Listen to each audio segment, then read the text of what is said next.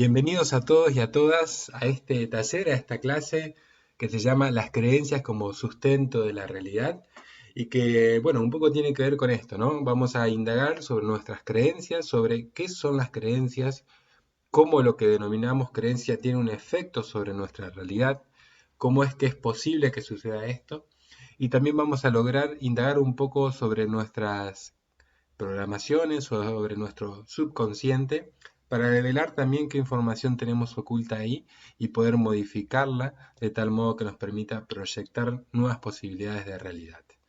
Sin más, vamos a dar comienzo a este taller y para todos aquellos que son un poco como yo, que necesitan comprender, que necesitan la evidencia científica, lo que hice para iniciar es poner 5 hechos científicos que demuestran básicamente cierta información que nos va a permitir abrir nuestra percepción, abrir nuestra conciencia y habilitar, digamos, y a bajar las barreras de nuestra mente que a veces tienen ciertas resistencias, ¿no? Entonces, el primer hecho científico comprobado es que el universo, nuestro mundo, nuestros cuerpos están hechos de un campo magnético que es compartido y que fue reconocido científicamente en el siglo XX y que ahora es identificado con múltiples nombres, ¿sí? Se lo llama el campo, holograma cuántico, la mente de Dios, la matriz divina, es decir, tiene diversos nombres y ya, digamos, está demostrado que este campo de energía, digamos, que cada individuo lo posee y que a su vez cada planeta, cada sistema, es decir, es algo que a grandes escalas también está haciendo y que permite que todo esté interconectado. El segundo hecho científico verificado es que el campo, esto que nombramos previamente, las cosas que han estado conectadas físicamente y después se separan, actúan como si aún estuvieran vinculadas. Es lo que se denominó, digamos, en física cuántica como el enredo cuántico o ese efecto fantasmal. Eh, y para esto, por ejemplo, hay un experimento científico que demuestra que fue de tal modo, se les extrajo sangre a varias personas, a una muestra de personas, y esa sangre se la llevó a cierta cantidad de distancia, vamos a suponer a 1000 kilómetros de distancia. Previamente se analiza la sangre de esas personas para ver su estado molecular y demás. Luego a las personas se las estimula con múltiples imágenes que causan efecto emocional en esas personas. Imágenes de situaciones conflictivas, de catástrofes, de situaciones que realmente generan una movilización emocional en esas personas. Y luego de generar ese efecto de estímulo en las personas, se analizó la sangre de las personas en ese momento, ¿no? Luego se procedió a analizar la sangre que estaba a miles de kilómetros de distancia.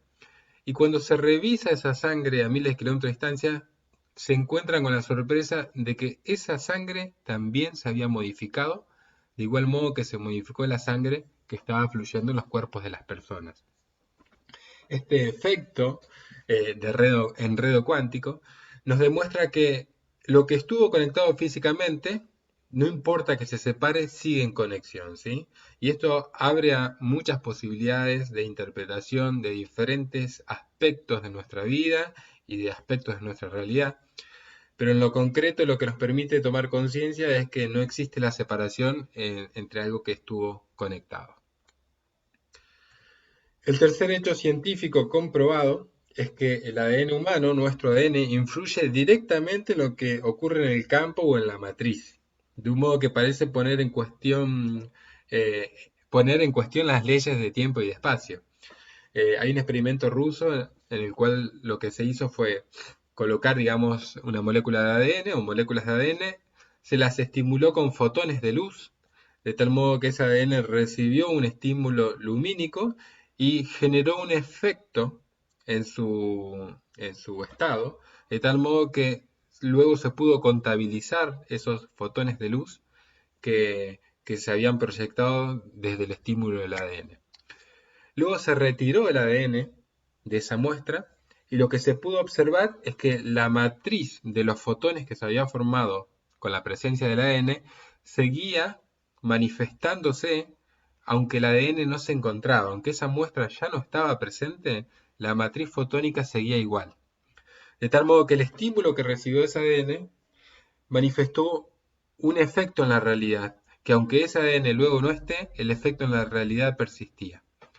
Entonces, esto es importante a considerar porque es un hecho comprobado y saber que si nuestro ADN se modifica, esa modificación interna nuestra va a generar un efecto sobre el campo cuántico o sobre esta matriz que lo conecta todo. Y es de modo instantáneo, digamos, no revierte cuestiones de tiempo ni de espacio como lo demostró también el experimento sanguíneo, ¿no? Aunque estaba a miles de kilómetros, eh, se sucedió esa conexión instantánea de modificación. El cuarto hecho científico es que una creencia humana y los sentimientos y las emociones que rodean a la creencia humana cambian directamente el ADN. Acá lo que se ha verificado es que, si ustedes pueden imaginarse, bueno, ahí en la imagen tenemos unas hélices de ADN.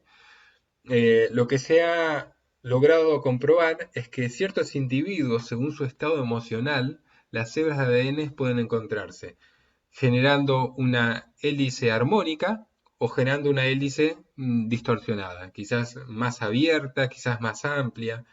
Eh, entonces, el estado emocional que está viviendo esa persona modifica directamente el estado en el cual su ADN se organiza, ¿sí? Y si tomamos lo que dijimos previamente, que el ADN tiene un efecto sobre la realidad y que nuestras emociones tienen un efecto sobre el ADN, contemplamos que al verse afectado por un estado emocional o por una creencia propia que tenemos, esto genera un efecto sobre la matriz o sobre el campo cuántico. El quinto hecho científico a considerar es que cuando cambiamos nuestras creencias con respecto a nuestros cuerpos, a nuestro mundo, la matriz o el campo traduce ese cambio a nuestra realidad, a nuestras vidas. Es decir, está comprobado que si nosotros modificamos nuestra forma de percibir, de creer, de sentir en relación a algo, eso tiene una implicancia en la realidad. Eso tiene una implicancia en la vida cotidiana de cada uno de nosotros. Y ahora vamos a darle un poco más de profundidad de cómo es que esto sucede o cómo es que podemos llevarlo adelante, ¿sí?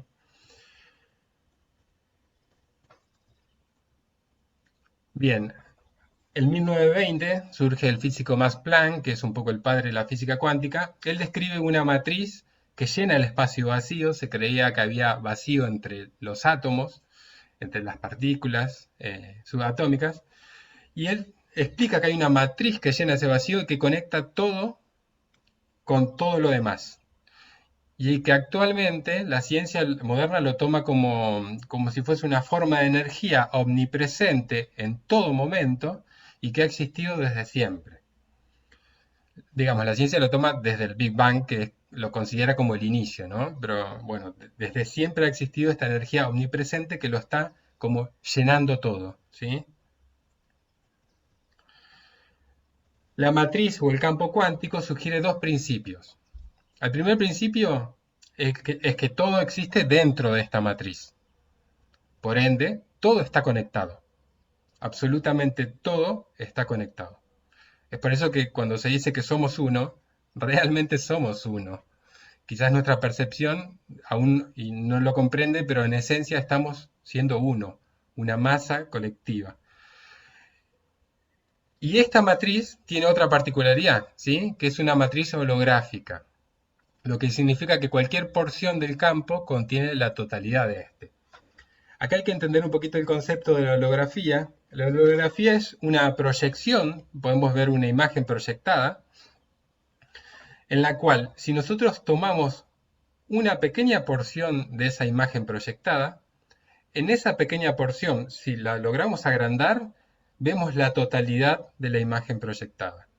Y si de esa pequeña porción tomamos una pequeña porción más y la observamos, vemos la totalidad de la imagen proyectada. Es decir, aquella proyectada holográficamente, cada segmento que observamos contiene la totalidad de la imagen.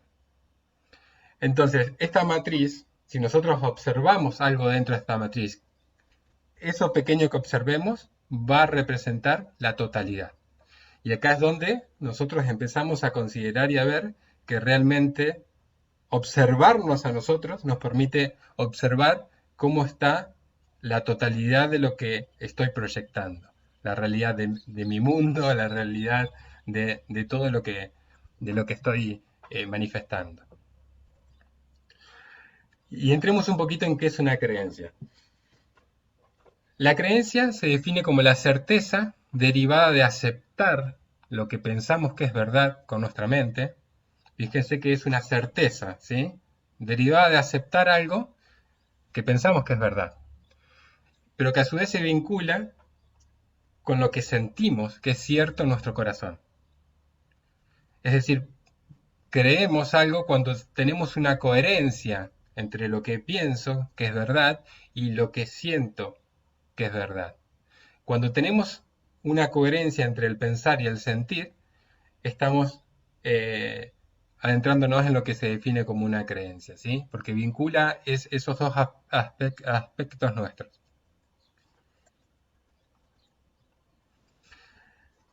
Y ahora vamos a entrar un poquitito en lo que es la anatomía de la creencia. Veremos de qué está compuesta esta creencia, o las creencias, de qué se compone. Bien, y lo que vamos a analizar un poco tiene que ver con unos escritos descubiertos en la India, escritos en sánscrito, donde se vinculaban estos escritos nuestros centros energéticos, nuestros chakras, con lo que representa la energía emocional, la energía mental y lo que tiene que ver con nuestros sentimientos. Todos nuestros centros de energía están vinculándose en lo que nosotros estamos claramente sintiendo, pensando y lo que vivimos emocionalmente. Y esto, bien ahora lo vamos a separar para poder observarlo. Sabemos que nada está separado, sino que simplemente nos permite, digamos, la disección anatómica nos permite observar las partes para luego integrarlas y comprenderlas mejor. Entonces, podemos ver que la emoción, que es la palabra derivada del latín y significa movimiento, es decir, es energía en movimiento, emoción, está representada por los tres chakras inferiores que se vinculan con la creatividad y donde se alberga la emoción. En realidad se consideramos como dos emociones posibles, la emoción del amor o la emoción de la distorsión del amor, que podríamos verla como miedo, ¿sí? Es decir, que la emoción que podemos producir está directamente vinculada con el amor o la distorsión del amor, que sigue siendo amor, ¿no? Nada más que es percibida desde otro modo. Por eso es que quizás se le pone otro nombre a esa emoción que sale. Y por otra parte, tenemos nuestro pensamiento. El pensamiento se define como el proceso creativo de la mente y se asocia a los tres chakras superiores, ¿sí? Entonces podemos considerar, teníamos la creatividad desde abajo y la creatividad desde la mente desde arriba.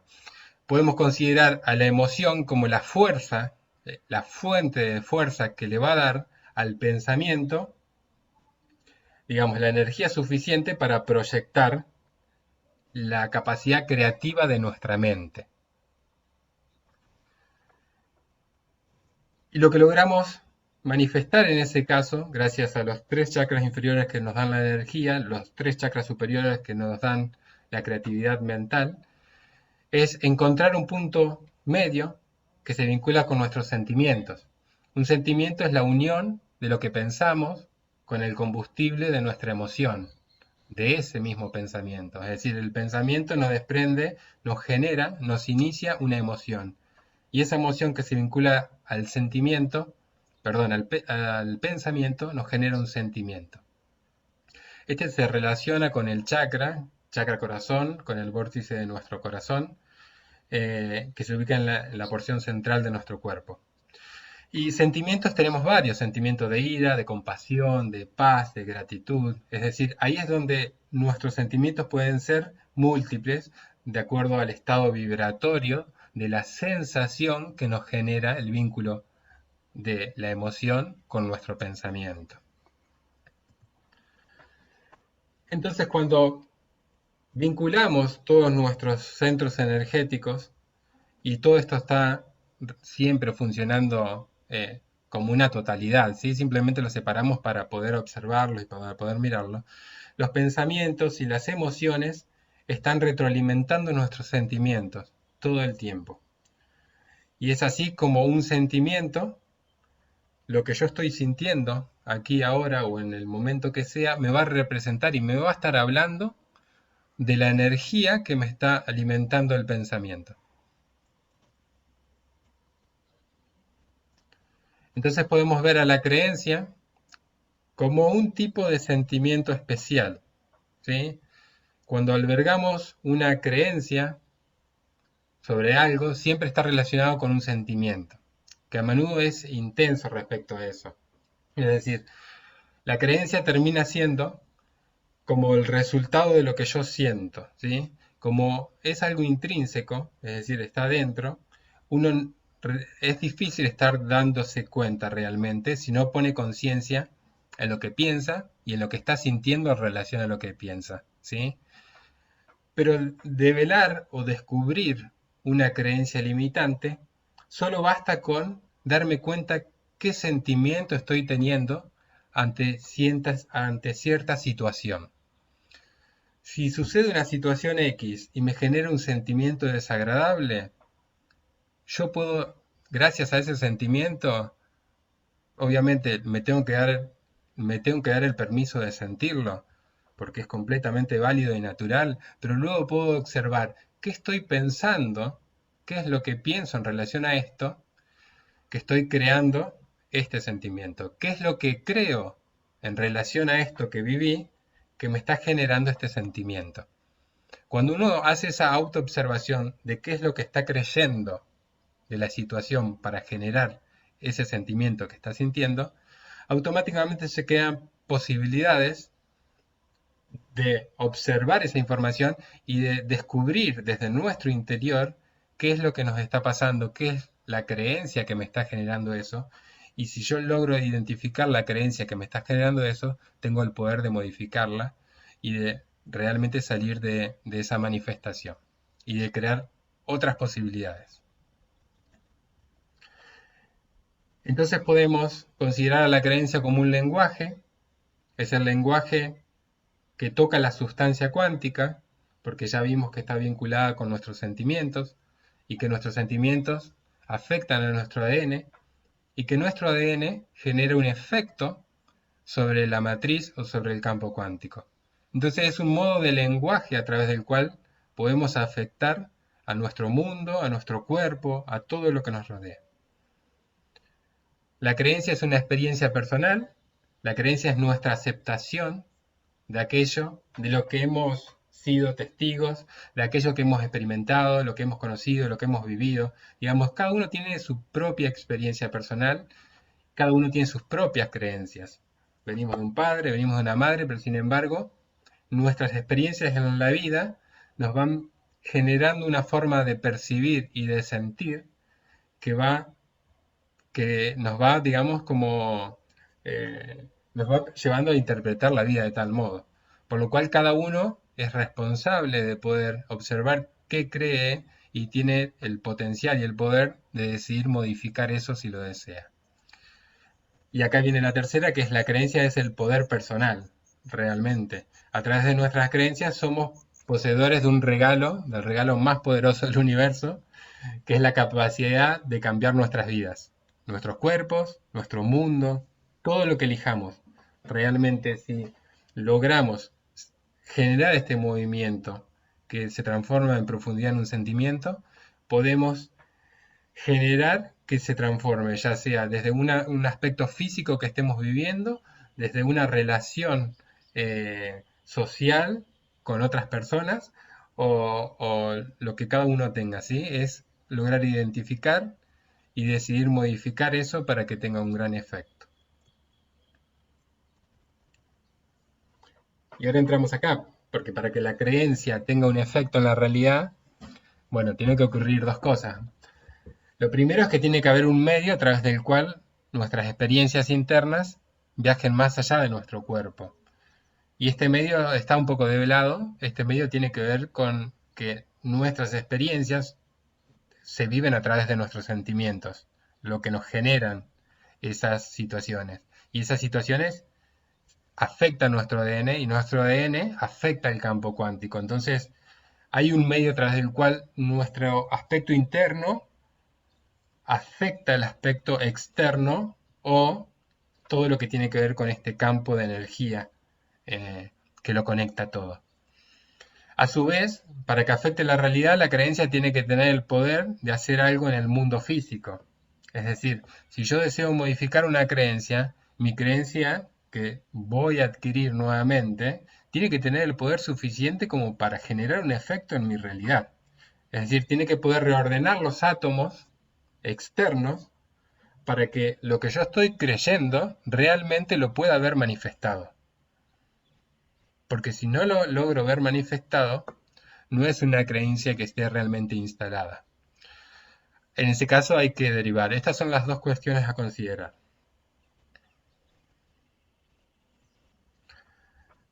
Ahora bien, el efecto sobre los átomos está demostrado de este modo.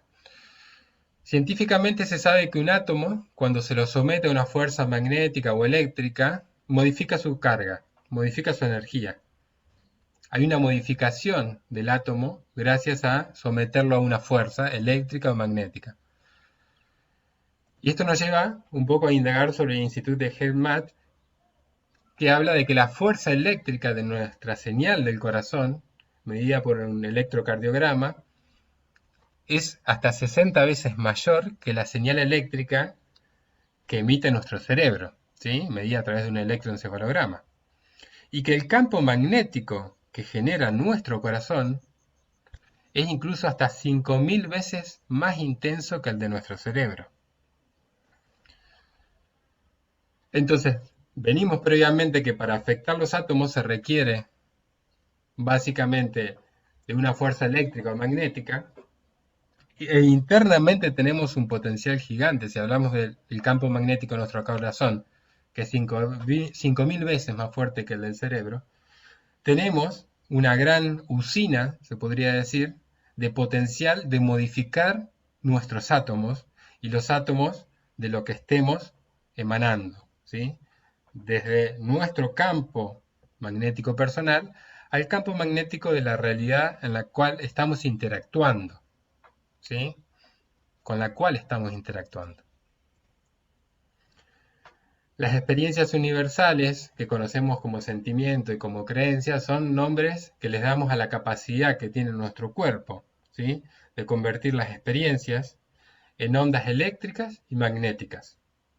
Si podríamos observar, digamos, tendríamos la capacidad de observar qué sucede en nosotros cuando vivimos una experiencia, podríamos observar que energéticamente o biofísicamente se generarían ondas eléctricas y magnéticas. Es decir, esa experiencia que atravesamos estaría generando ondas eléctricas y magnéticas.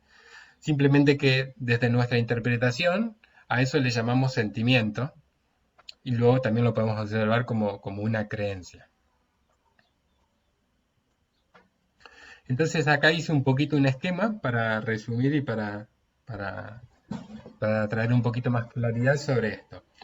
Los átomos componen la materia. Todo lo que existe está compuesto de átomos. Los átomos están compuestos de partículas subatómicas u ondas subatómicas.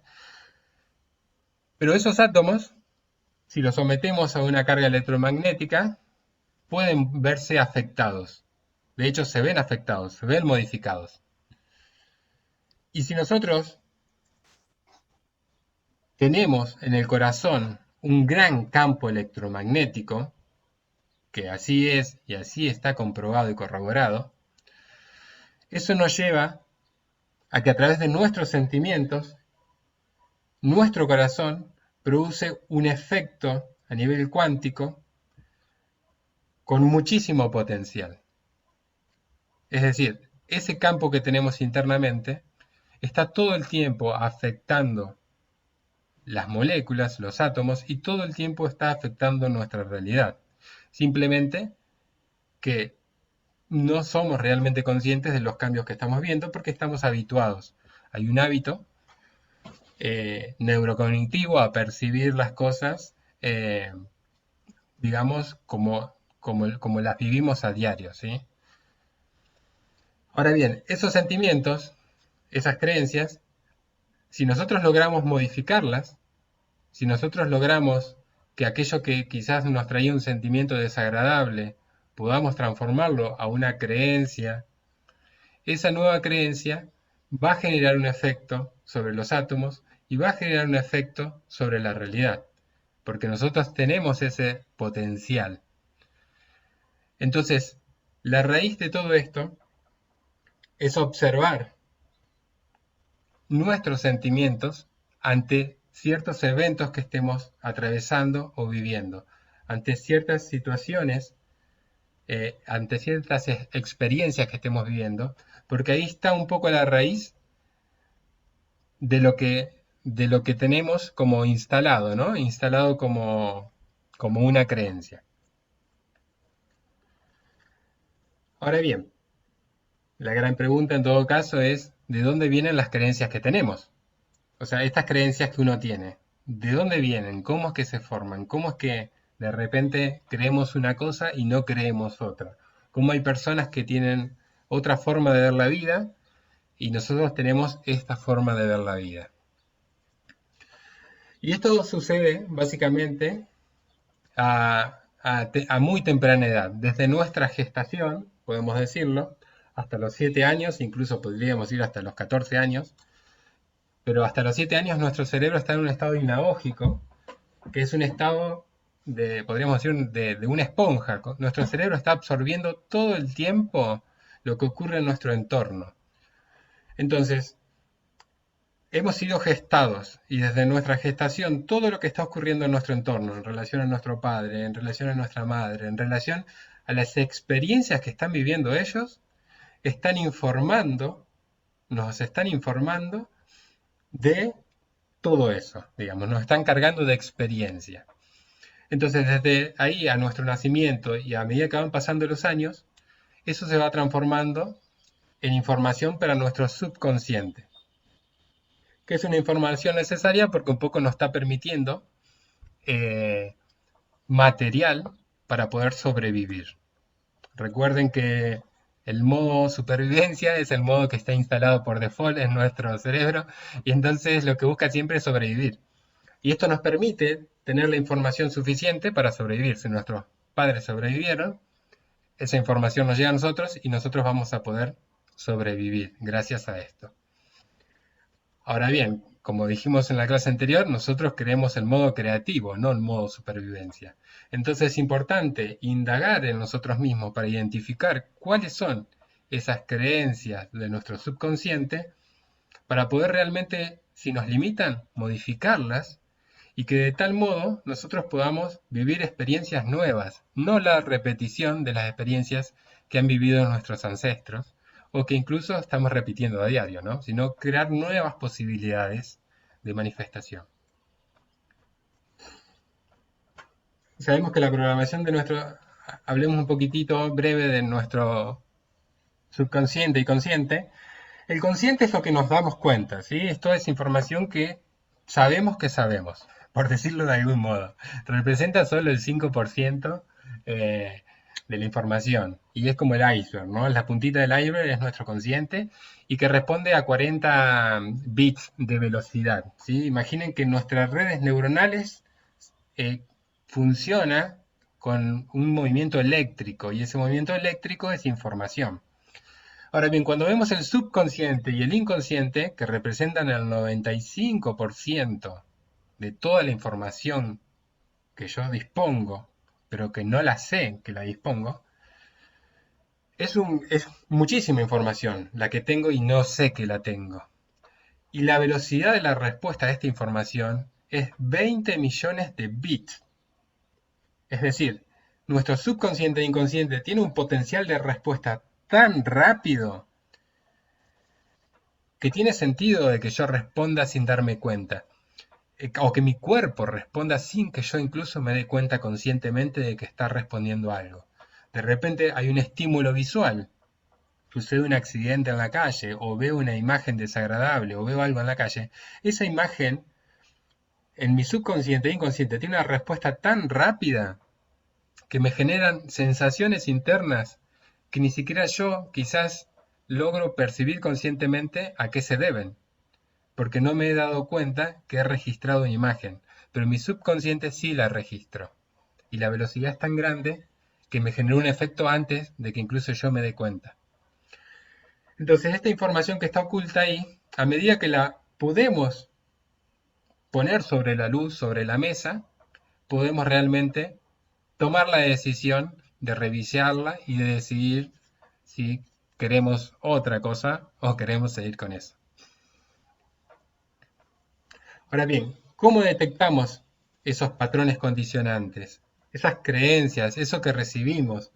Porque si desde que somos gestados a nuestros 7 años o hasta nuestros 14 años hemos recibido información de nuestro medio ambiente, de lo que vivieron nuestros padres, lo que vivieron nuestros abuelos, lo que sucedió en la familia, toda esa información a mí me informó de mi realidad y luego yo con esa lupa observo la realidad. O sea, la realidad la observo como yo soy y yo soy, en ese caso en particular, como estoy siendo condicionado. No como el yo soy, que es mi mayor potencial de ser, mi divinidad como ser, sino digo en el sentido de que todos esos condicionantes son la forma o el filtro a través del cual yo luego veo mi realidad. Entonces, para poder realmente descubrir esos patrones condicionantes, lo que preparé es un ejercicio para que tengamos en cuenta, por eso les voy a pedir que tengan en este momento a mano una hoja, una lapicera o un lapicero, para que les saquen provecho.